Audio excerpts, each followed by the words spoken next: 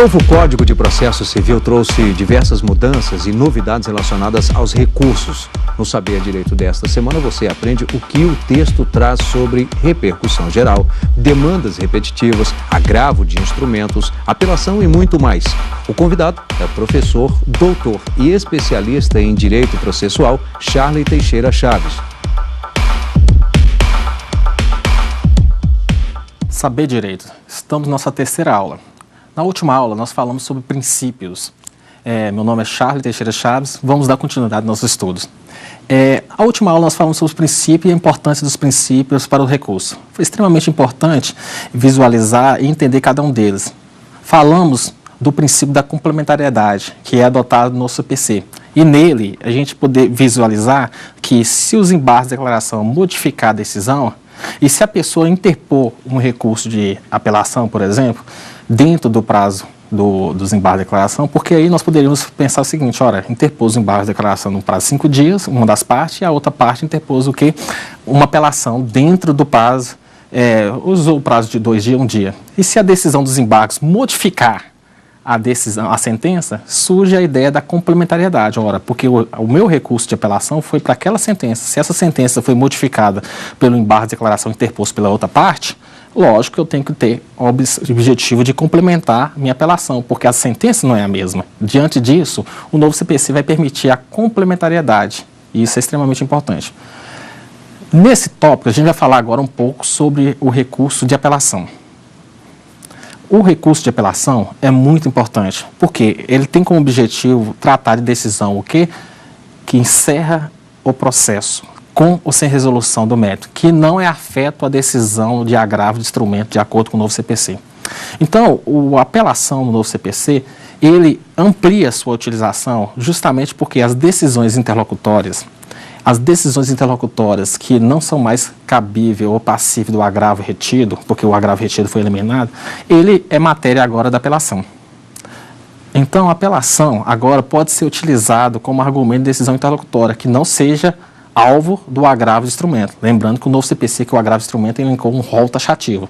Então, não é da competência da apelação. Mas, daquelas decisões interlocutórias, decisões que não estão roladas de forma taxativa no novo CPC, poderá ser discutida nas razões e contra-razões da apelação. A apelação em si, ela não teve uma mudança drástica. Ela mantém toda a sua estrutura.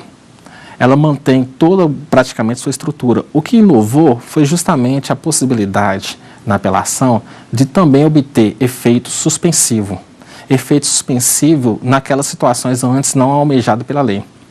Ora, toda vez que a parte entender que a decisão pode ter um provimento no tribunal, ou seja, é claro que o tribunal vai reverter a decisão, então poderá ser solicitado os efeitos suspensivos, bem como também quando causar dano, risco ou grave ameaça para a respectiva parte. Então, o conteúdo da decisão utilizado, o efeito suspensivo, o que é efeito suspensivo? É justamente para suspender a eficácia da decisão. O que é suspender a eficácia da decisão? Ora, toda vez que eu interponho um recurso, ele tem 2 efeitos, efeito devolutivo e efeito suspensivo. O efeito devolutivo, ele impede o quê? O trânsito julgado da matéria e devolve a matéria para que o tribunal venha julgar. O efeito suspensivo, ele impede o quê? A execução provisória ou o cumprimento da sentença provisória. Ou seja, impede os efeitos da decisão. Então, esse é o principal objetivo do efeito suspensivo. O novo CPC mantém a retratação da apelação. O que seria a retratação da apelação? Ora, não é toda decisão da apelação que tem retratação. Em regra, quando o julgador profere a sentença e publica, encerra sua atividade jurisdicional, não podendo se retratar. Porém, já existia a figura da retratação quando a matéria for sem resolução do mérito. Quando, por exemplo, for inépcia da inicial, caberia apelação. E dessa apelação, antes falava em 48 horas. Ou seja, o CPC de 73 dava o prazo de 48 horas. O que o novo CPC fez? O novo CPC fez simplesmente a mudança do prazo.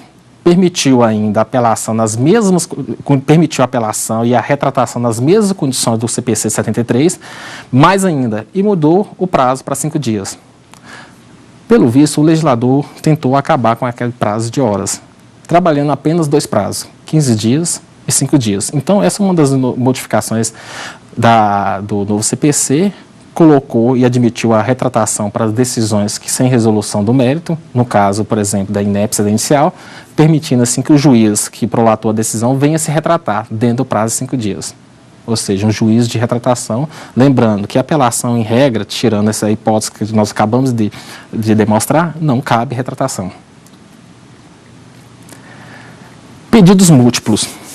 O novo CPC ainda mantém a ideia dos pedidos múltiplos, ou seja, a ideia de que quando tiver mais de um pedido e um dos pedidos não for analisado na sua inteireza, ainda é possível o tribunal reanalisar esses pedidos.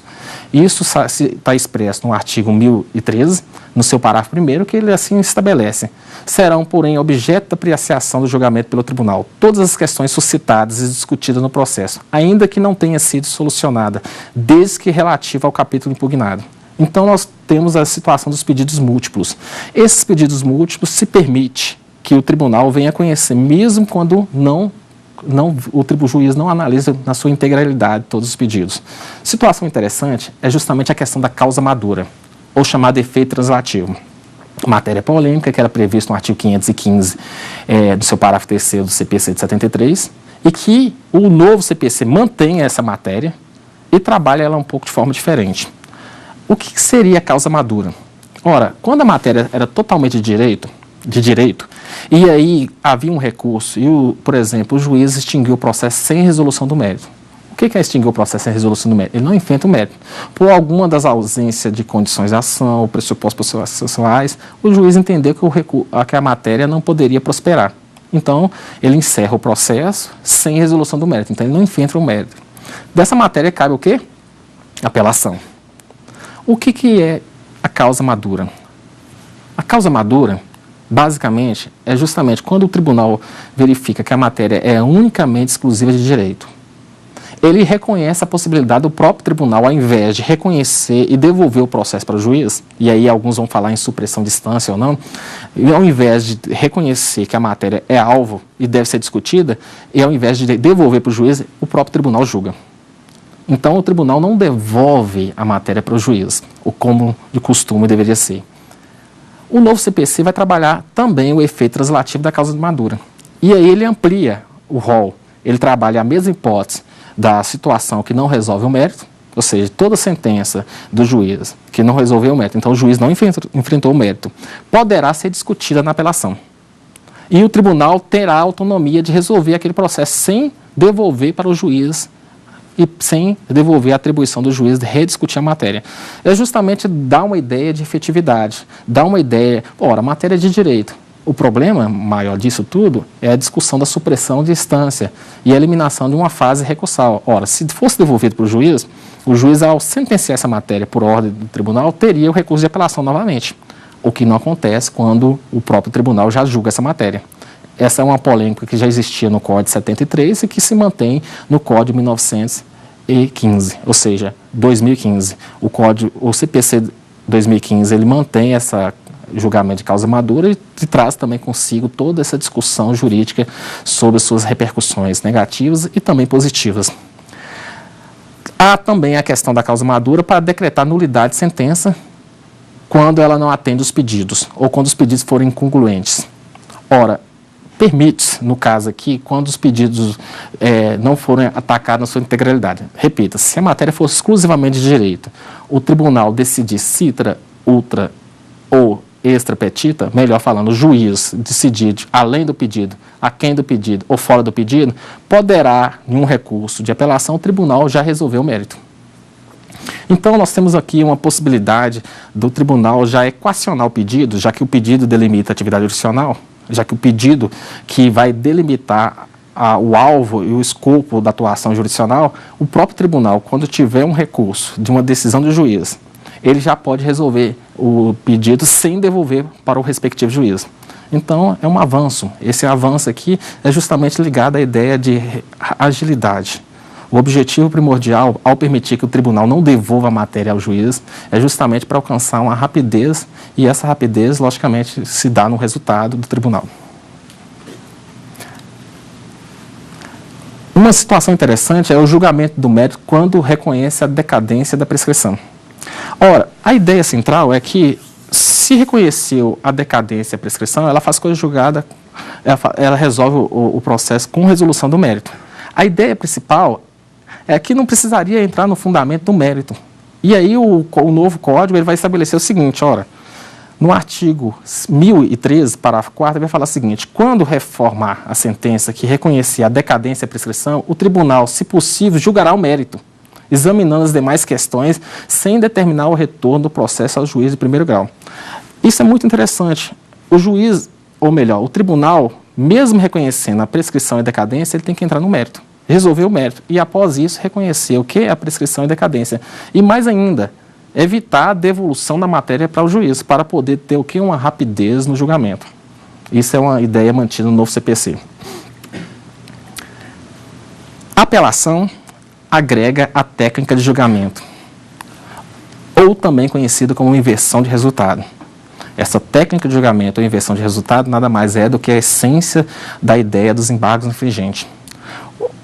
A apelação, então, ela acaba aderindo uma regra de um recurso específico do Código 73, que é os embargos infringentes, que é eliminado no novo Código.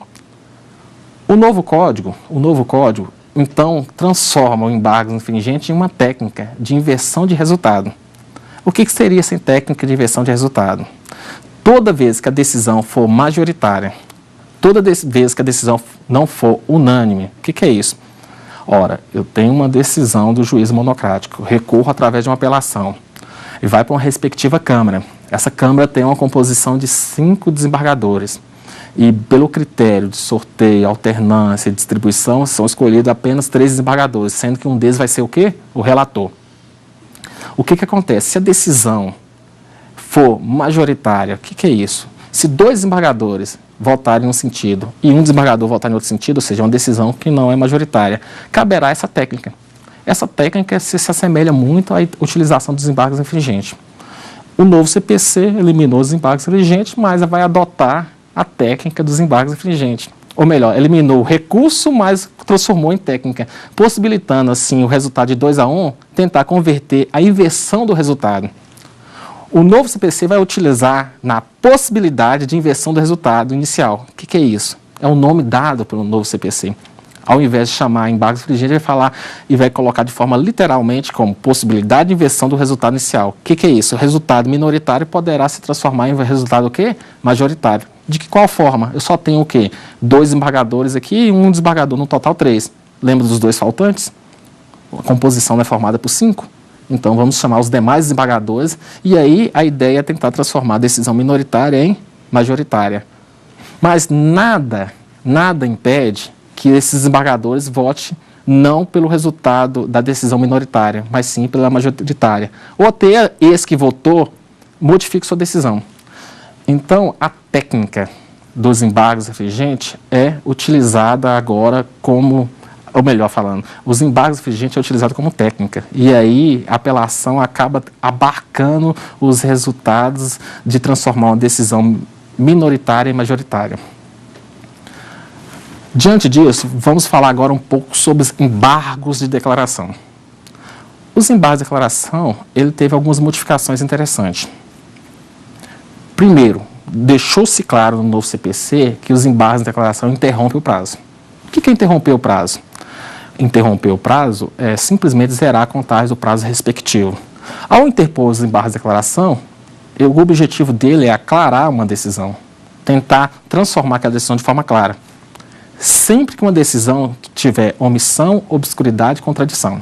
E os embargos de declaração, então, ele interrompe o prazo, ele zera a contagem do prazo para o outro recurso respectivo. Então, os embargos de declaração, ele ficou claro que ele simplesmente interrompe, mas não suspende seus efeitos.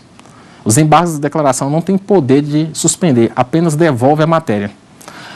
Inovação do CPC coloca que os embargos de declaração também podem ter o efeito suspensivo, de suspender a eficácia da decisão. O efeito suspensivo aqui dos embargos de declaração pode conseguir da seguinte forma: desde que a parte interessada demonstre que há um provimento do recurso ou que o recurso, perante a morosidade, poderia causar dano irreparável ou de difícil reparação. Os embargos de declaração, qual que é a finalidade dele? É tentar aclarar uma decisão que tem omissão, obscuridade e contradição. Uma decisão que tem omissão. O novo CPC vai trabalhar muito a ideia da obrigatoriedade da fundamentação das decisões jurisdicionais. Ora, a ideia de omissão está ligada justamente à ideia de que uma decisão não é fundamentada. Fundamentada em que sentido? Aquilo que foi colocado e estipulado pela respectiva parte não foi aclarada pelo julgador. Ora, hoje o novo CPC vai trabalhar muito forte a ideia de que o julgador deve passar por todas as teses defensivas, tanto das duas respectivas partes. Então, o desembargo de declaração ele vai ser o recurso para policiar a fundamentação das decisões. O desembargo de declaração, além dele utilizar no mecanismo de omissão, também se presta para verificar quando a decisão não é fundamentada. O novo CPC vai colocar que não considera uma decisão fundamentada. Toda vez que a decisão não se considera fundamentada a decisão, toda vez que ela simplesmente reproduz teor de lei. Isso não é a fundamentação. Ou mais ainda, simplesmente ele coloca apenas entendimento jurisprudencial de uma jurisprudência dominante. Ele tem que fazer um articulado. Então, não se considera apenas fundamentada na decisão reprodução de dispositivo de lei. Então, o desembargo de declaração também vai se prestar para essa finalidade. Se prestando para essa finalidade, objetivo o quê? O aclaramento. Esse aclaramento se faz necessário e tem como objetivo um lastro democrático. O desembargo de declaração, ele pode e vai ser utilizado também para mecanismo pré-questionador. O que é um mecanismo pré-questionador? Nós vamos falar que o simples fato da interposição do desembargo declaratório, ele vai ter a finalidade de fazer um pré-questionamento ficto. Ficto por quê? Porque é estabelecido pela lei. Antes era muito complicado o manejo dos embargos de declaração para pré-questionar. O pré-questionamento é um requisito de admissibilidade de dois recursos. Recurso especial e recurso extraordinário. Nós temos uma pergunta, vamos responder essa pergunta do nosso ouvinte. A apelação do novo CPC discute as decisões interlocutoras?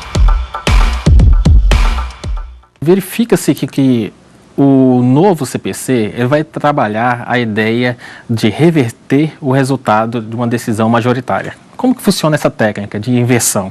Ela funciona basicamente na ideia de tentar trabalhar a decisão minoritária e transformar a decisão em majoritária. Imagine o seguinte, a apelação foi julgada, dois desembargadores votaram em um sentido e outro desembargador votou em outro sentido. A ideia dessa técnica é justamente trabalhar a ideia dos embargos infringentes, não como o nome dos embargos infringentes, mas sim como uma técnica. Então o objetivo primordial aqui é tentar chamar os outros desembargadores, ou seja, cada Câmara tem uma composição de 5 desembargadores, chamando os demais, o que acontece? É tentar transformar a decisão minoritária em majoritária. Esse é o objetivo da inversão, ou seja, tentar transformar a decisão minoritária em majoritária. Voltando aqui ao nosso tempo dos embargos de declaração. Uma grande novidade dos embargos de declaração, que já era um clamor da ideia da jurisprudência do STJ, é justamente trabalhar os embargos de declaração para todo o conteúdo decisório. Antes, o embargo de declaração continha na lei o seguinte ponto: trabalhar o embargo de declaração apenas para sentença e acórdão. Agora, os embargos de declaração pode ser para qualquer decisão, seja decisão interlocutória, seja decisão de sentença, seja decisão de acórdão. Então, é um avanço a ideia dos embargos de declaração. Os embargos de declaração, então, é um mecanismo de decisão, ou melhor, um mecanismo recursal para tratar de decisões que têm omissão, obscuridade e contradição. Veja bem, os embargos de declaração ele interrompe o prazo prescricional. O nosso legislador manteve a ideia das multas, toda vez que o embargo de declaração ter um caráter procrastinatório. O que seria um embargo declaratório com característica de protelatório ou procrastinatório? É justamente para tentar evitar a utilização dele de forma inadvertida. Ora, uma vez reconhecidos os embargos como protelatório ou procrastinatório, o que vai acontecer com os embargos de declaração? O nosso legislador fixou uma multa. Essa multa pode chegar até o valor de 2% sobre o valor da causa atualizada. É a diferença que ocorre em relação ao CPC de 73. O CPC de 73 trabalhava apenas em até 1% na primeira situação de reconhecimento. O Código de 2015 vai ampliar esse valor para 2%. Qual que é o objetivo primordial de estabelecer multa? É justamente para evitar a utilização desavisada dos embargos de declaração com cunho procrastinatório ou protelatório. Porque se os embargos de declaração ele interrompe o prazo prescricional, o advogado iria utilizar de forma contínua. E aí, logicamente, que ia tentar buscar sempre a morosidade e não o fim do processo. Então, essa multa de 2%.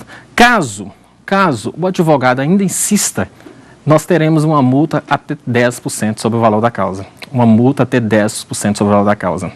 Veja bem, essa multa justamente tem como objetivo o quê?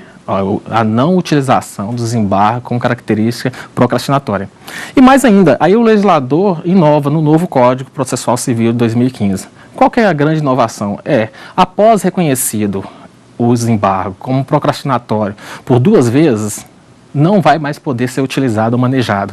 E fica condicionado, e vai ficar condicionado o manejo do próximo recurso com o pagamento das respectivas multas.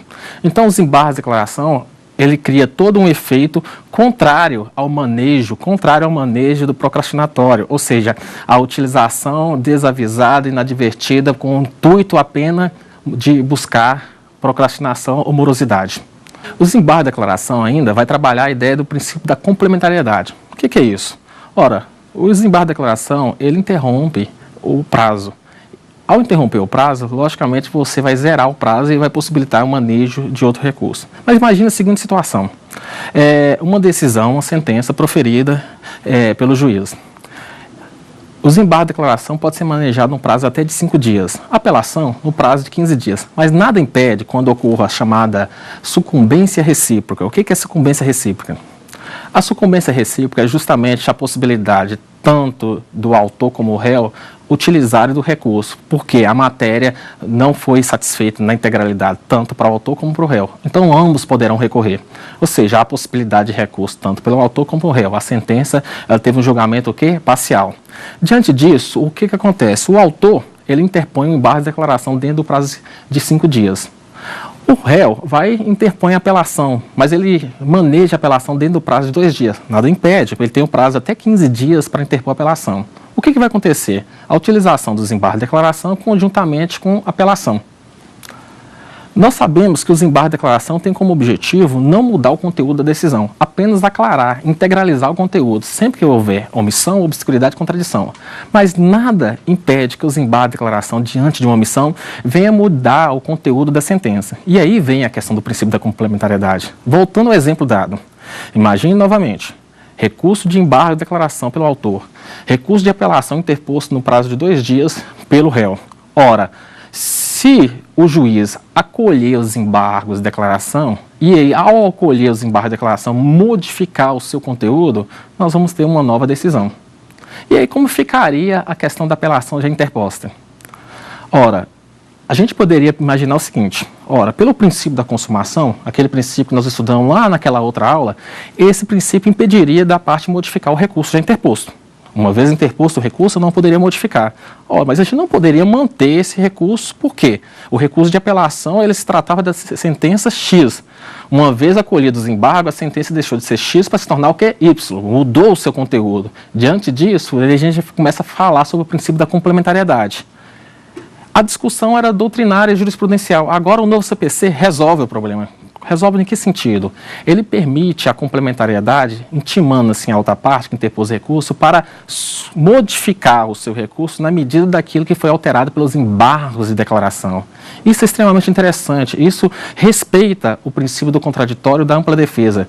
Veja bem, o dispositivo ele vai deixar muito claro, o dispositivo do CPC ele vai estabelecer o prazo de 15 dias para que a outra parte venha complementar a apelação, colocando tudo aquilo que foi modificado e assim respeitando o princípio do contraditório e da ampla defesa. Uma situação também muito interessante dentro do desembargo de declaração é o princípio da fugibilidade. O princípio da fugibilidade foi adotado também para os embargos de declaração. Imagine a seguinte situação, o relator rejeita o recurso. O relator recebe um recurso e rejeita o recurso. Ao rejeitar o recurso, a parte interpõe embargo de declaração, entendendo que a decisão do relator foi omissa, obscura e houve uma contradição. O novo Código Processual Civil verifica se o relator ele constatar que a utilização do desembargo de declaração não se trataria de embargo de declaração, mas sim de agravo interno. Qual que é a finalidade do agravo interno? A finalidade do agravo interno é justamente tentar fazer a matéria do relator ser analisada pelos demais desembargadores. porque trata-se de uma decisão monocrática do relator desembargador que impede o julgamento pelos demais desembargadores. Verifica-se a seguinte situação: o relator vê e verifica que não é caso de embargo de declaração, e aí ele fala sobre a possibilidade, aí o legislador vai falar sobre a possibilidade da fugibilidade dos embargos de declaração para ser transformado em agravo interno. O que acontece ao transformar o agravo interno? Ora, o agravo interno ele tem uma especificação de um requisito formal. E aí ele é muito diferente da estrutura dos embargos de declaração. Os embargos de declaração têm requisitos como omissão, obscuridade e contradição, que deve ser arguido e construído para a respectiva parte. Já o agravo interno, ele tem um outro objetivo. Diante disso, o legislador vai possibilitar que a parte venha complementar, ou melhor, venha preencher os requisitos do agravo interno. Daí vem o princípio da fugibilidade. Os embargos de declaração, ele não tem efeito suspensivo, ele apenas interrompe a utilizar o prazo recursal para os demais recursos. O novo CPC vai possibilitar construir, ou melhor, possibilitar que a parte venha solicitar, através de um pedido, através de uma preliminar, o efeito suspensivo. Em regra, os embargos de declaração, ele tem um efeito diferido. O que seria um efeito diferido? Porque os embargos de declaração, ele volta a matéria para o julgador, aquele que prolatou a decisão, para poder retratar-se. Ou seja, o que é esse efeito diferido? É justamente a possibilidade do julgador voltar atrás da sua decisão, uma vez já proferida. Só que ele não tem efeito suspensivo, ele não suspende a eficácia da decisão. O que é não suspender a eficácia da decisão? Ele não impede que a parte venha implementar os atos da decisão através de uma execução provisória ou um cumprimento de sentença provisória. Como que eu vou alcançar o efeito suspensivo? Aí, o artigo 126, seu parágrafo 1º do CPC, vai estabelecer: a eficácia da decisão monocrática ou colegiada poderá ser suspensa pelo respectivo juiz ou relator, se demonstrado a probabilidade do provimento do recurso, sendo relevante a fundamentação ou se houver risco de dano grave ou de difícil reparação. Diante disso, ao perceber que, ao articular o grave dano ou difícil reparação, o relator ou juiz poderá conceder o efeito suspensivo. Interessante que o CPC, para tentar se harmonizar com a lei de juizado especial civil, modificou também os artigos da lei 9.099. Modificou na estrutura dos embargos de declaração. O juizado especial ainda mantém embargos de declaração contra sentença e acordo. Não traz a modernidade do CPC de 2015, que vai admitir embargos de declaração contra qualquer decisão. O novo CPC, ao estabelecer que a ideia de que cabe embargo de declaração contra qualquer decisão, seja decisão interlocutória, seja sentença, seja acordo, ele transformou o embargo em um recurso extremamente democrático. Porque os embargos de declaração justamente era para integralizar, buscar a efetividade das decisões jurisdicionais, aclarar, verificar se as respectivas decisões são fundamentadas. E aí, ao alterar o juizado especial, houve uma pequena mudança. Mudou no juizado especial a questão dos efeitos. Antes, o juizado especial apenas suspendia a contagem do prazo, agora interrompe. Então, o Código de Processual Civil de 2015, ele faz uma pequena alteração. E ele modifica o artigo 82 da Lei 9.099, de 95, lá no seu artigo 83, parágrafo 2º, e lá estabelece no seu parágrafo 2º, os embargos de declaração interrompem o prazo para sua interposição de recurso. Temos também uma grande inovação nos embargos infringentes. Os embargos infringentes são justamente o objetivo para harmonizar os entendimentos das respectivas turmas. É um recurso que tem como objetivo uniformizar entendimento. Essa uniformização de entendimento, ela se dá claramente entre as turmas dos respectivos tribunais superiores. Nós temos uma pergunta do nosso aluno. Como funciona no novo CPC a possibilidade de inversão do resultado inicial a uma decisão não unânime? O novo CPC eliminou o agravo retido. E aí dá uma ideia de que não tem um recurso no lugar. Na realidade, o agravo retido do atual CPC de 73, ele tinha o seguinte objetivo. Uma vez interposto, ele possibilitaria o juiz que prolatou a decisão uma retratação. Caso ele não concordasse, evitaria apenas a preclusão da matéria. E essa matéria poderia ser arguída na apelação, seja nas razões ou contra-razões da apelação. Nós chamávamos aqui o agravo retido, que ele tinha um efeito semelhante a uma bela adormecida, ou seja, ele só poderia surtir seus efeitos quando chegasse no momento da apelação e a parte poderia arguir como preliminar, nas razões ou contra-razões. O novo CPC, ele traz uma seguinte modificação, ele só elimina o agravo retido, mas evita a preclusão da matéria e ainda continua tendo a possibilidade da parte arguir como preliminar aquela decisão interlocutória que não se enquadre, dentro do rol taxativo do novo agravo de instrumento do novo CPC de 2015. Se não enquadrar, ele vai poder o que? Arguir nas razões e contra-razões da apelação, ou seja, não havendo nenhuma modificação substancial sobre a possibilidade de arguir como lá nas razões e contra-razões da apelação. Então, continua tendo o momento de resignação. É importante, continuando a matéria aqui, é importante falar sobre os embargos divergentes, trazendo as noções e as principais mudanças. Os embargos divergentes, como foi colocado, ele tem como mecanismo principal o que é uniformizar entendimento de turmas.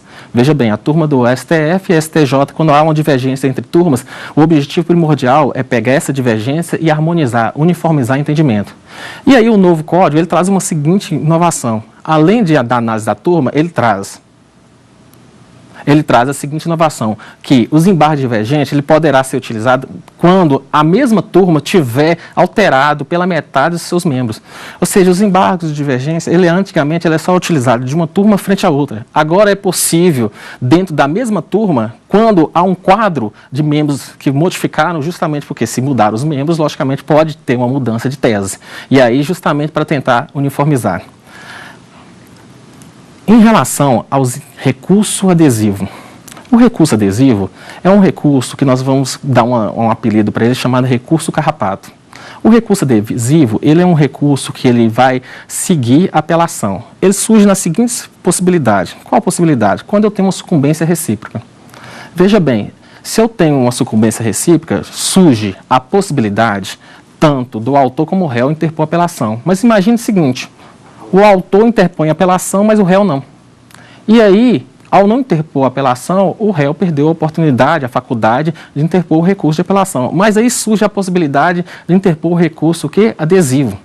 Esse recurso adesivo ele vai atrelar ao recurso de apelação justamente porque o réu também é sucumbente. É um recurso que se adere ao recurso daquele que recorreu e que ele segue a mesma sorte daquele que recorreu. Veja bem, o recurso adesivo, ele poderá ser utilizado sempre quando eu tenho sucumbência recíproca e que um deles não utilize o recurso adequado. A possibilidade do recurso adesivo sobreviver está seguindo a sorte do próprio recurso de apelação. Imagine o seguinte, se a parte desistir do recurso de apelação, uma vez desistindo do recurso de apelação, vai afetar e vai sofrer as consequências também da desistência do recurso adesivo, porque ele segue a sorte daquele recurso. É por isso que é um recurso carrapato, ou seja, ele está ligado diretamente ao principal. O principal, uma vez as consequências ocorrendo ao principal, o acessório também segue a mesma sorte. O recurso adesivo ele continua sendo aplicado à apelação, recurso especial e extraordinário. A única mudança que trouxe, que é em relação aos recurso adesivo, foi justamente a eliminação da sua admissibilidade nos embargos infringentes, já que os embargos infringentes deixou de ser um recurso estipulado no rol taxativo. Agora vamos responder uma pergunta do nosso telespectador. Como evitar a utilização exagerada dos embargos de declaração?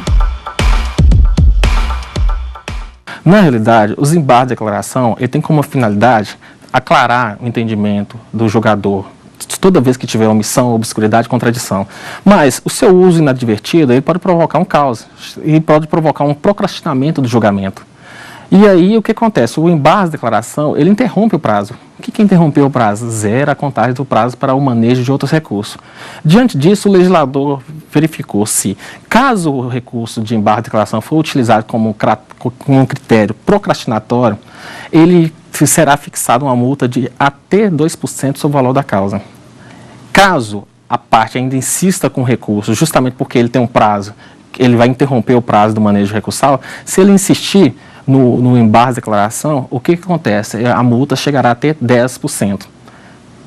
O legislador vai colocar a seguinte situação: uma vez manejados os embargos de declaração e reconhecido os dois últimos como um procrastinatório ou protelatório, o que vai acontecer? Vai impedir o manejo novamente dos embargos declaratórios, acabando com a utilização inadvertida dos embargos declaratórios para interromper o prazo, justamente para aquela parte ganhar tempo. Então, esse foi o principal objetivo dos embargos declaratórios, com a multa e com a eliminação da sua utilização, uma vez reconhecido duas vezes como procrastinatório, não poderá mais ser manejado e deverá recolher o respectivo valor para interpor o recurso subsequente.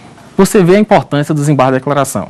Você vê, o desembargo de declaração já tem todo um mecanismo para evitar o procrastinamento.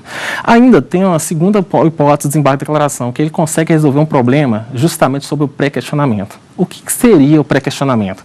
O pré-questionamento está ligado como requisito de admissibilidade do recurso especial e do recurso extraordinário. Como que acontecia no CPC de 73?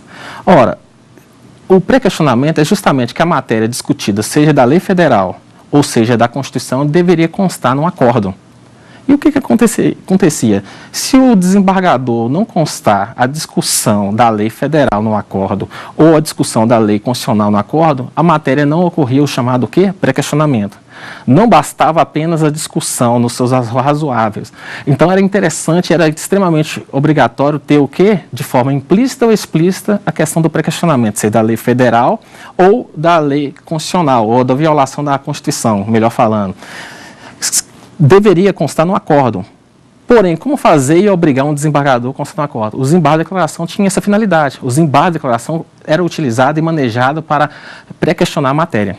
O grande problema é que, mesmo manejando os embargos de declaração, os desembargadores não colocavam dentro do acordo de forma, ou não tratavam dentro do acordo de forma implícita ou expressa a questão do pré-questionamento. Não pré-questionava aquela discussão da matéria da lei federal, que é um requisito de admissibilidade do recurso especial, e muito menos a questão do pré-questionamento da lei constitucional, que também é um requisito de admissibilidade para o recurso extraordinário. O que fazia? Qual seria a solução? A solução seria o quê? Um recurso especial, como acontecia no Código 73. E aí o recurso especial teria o objetivo da violação da lei federal no face dos embargos de declaração. Ou seja, os desembargadores não supriram a deficiência ou a omissão daquela discussão. O novo CPC acaba tudo com isso, resolve o problema. Resolve o problema em que sentido? O novo CPC ele vai colocar e vai trabalhar um chamado pré-questionamento ficto. O que é um pré-questionamento ficto? Ora, vai evitar essa utilização de recurso especial para incluir uma matéria pré-questionada já discutida pelas partes. Vai evitar tudo isso. Em que sentido? Uma vez interpostos os embargos de declaração com o intuito pré-questionador, ele vai simplesmente suprir a deficiência do requisito de admissibilidade. Vai falar em pré-questionamento ficto. O que é um pré-questionamento ficto? Vai gerar uma presunção de que a matéria foi pré-questionada. Sendo a matéria pré-questionada, através dos embargos de declaração, um pré-questionamento ficto, o requisito de pré-questionamento será admitido ou será aceito. Ou seja, agora não vai ser mais obrigatório constar no acordo, se o desembargador não quiser colocar, uma vez interpostos os embargos, vai suprir toda essa deficiência. Então, os recursos especial e extraordinários vão ser aceitos. A partir desse momento, nós vamos evitar toda uma discussão, todo um intuito de uma decisão que não era aceita simplesmente porque não constava no acordo. Vai resolver e vai eliminar aquelas chamadas jurisprudências que tinham como intuito apenas criar mecanismo para evitar a utilização do recurso especial ou recurso extraordinário. Justamente porque, pela dificuldade que tinha de o embargo de declaração não ser aceito, não gerar um pré-questionamento fictício, como acontece agora no novo CPC 2015, resolveu toda uma situação onde agora o recurso especial, o recurso extraordinário será aceito. Pois bem, nossa aula trabalhou diversos assuntos. Desses assuntos, nós começamos a falar sobre apelação. Apelação e as modificações que tivemos no novo CPC. Verificamos que a apelação ela não teve uma mudança muito significativa. Ela continua com seus efeitos, continua sendo tratada semelhante ao que ocorre no Código 73, porém, houve uma modificação extremamente interessante. Os efeitos, ou melhor, criou-se uma técnica de julgamento, que é justamente aquilo que se assemelha aos embargos infringentes. Então, a apelação acabou tendo e recebendo a situação dos embargos infringentes, ou seja, toda decisão do tribunal que for majoritária poderá ser utilizada uma técnica de inversão de resultado. O que é essa técnica de inversão de resultado? Tentar transformar a decisão minoritária em majoritária, através justamente dessa ideia básica de chamar os demais embargadores e mudar o resultado. Nós falamos também dos embargos de declaração nessa aula. Verificamos que uma das grandes evoluções dos embargos de declaração está justamente na ideia de que agora os embargos de declaração, ele pode ser discutido qualquer espécie de decisão. Antes era só sentença e acordo. O STJ já afirmava que cabia embargo de declaração também por decisão interlocutória. Agora não. Agora ficou resolvido com o novo CPC. Então, os embargos de declaração, ele ficou claro e resolvido no seguinte ponto. Cabe embargo de declaração contra qualquer decisão, desde que tenha omissão, obscuridade e contradição. Eu gosto de falar muito que os embargos de declaração, ele tem como objetivo um aclaramento da decisão, justamente interligado à ideia da obrigatoriedade das fundamentações das decisões jurisdicionais. Porque através dos embargos, eu vou poder demonstrar a deficiência de uma decisão jurisdicional, a deficiência ou a falibilidade de uma decisão que ela não passou por todos os pontos discutidos pelas partes.